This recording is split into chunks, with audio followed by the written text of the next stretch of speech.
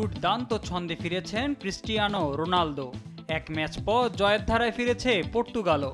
পোর্তোয় শুরু থেকেই বল দখলে রেখে আধিপত্য দেখায় পর্তুগিজরা, তবে প্রথমার্ধে গোলের দেখা পায়নি তারা। বিপরীতে দুটো ভালো আক্রমণ থেকে গোল বঞ্চিত হয় পোল্যান্ড। বিরতির পর 59 মিনিটে দুর্দান্ত এক গোল করে পর্তুগালকে এগিয়ে দেন রাফায়েল লিয়াও।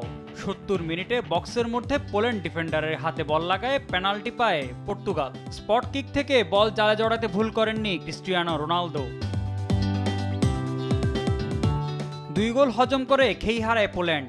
এই সুযোগে 80 এবং 83 মিনিটে ব্রুনো ফার্নান্দেজ ও নেতো গোল করে স্কোর লাইন করেন 4-0। আর 87 মিনিটে দুর্দান্ত এক বাইসাইকেল কিকে নিজের দ্বিতীয় গোল করেন রোনালদো। শেষ দিকে এক গোল পরিশোধ করলেও পর্তুগালের বড় জয় আটকাতে পারেনি পোলিশরা।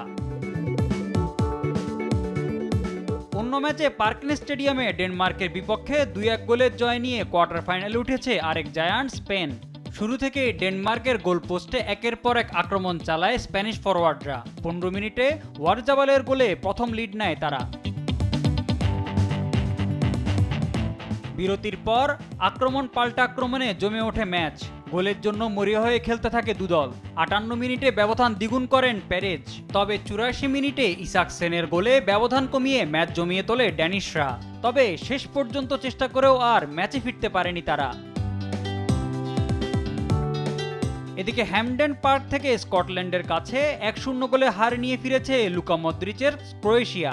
43 মিনিটে পেতর সৌচেক লাল কার্ড দেখলে 10 জনের দলে পরিণত হয় ক্রোয়েশিয়া। এই সুযোগে 86 মিনিটে জন ম্যাকগিনের গোলে জয় নিয়ে মাঠ ছাড়ে স্কটিশরা। মোহাম্মদ সাকিব, স্পোর্টস ডেস্ক, দেশ টিভি।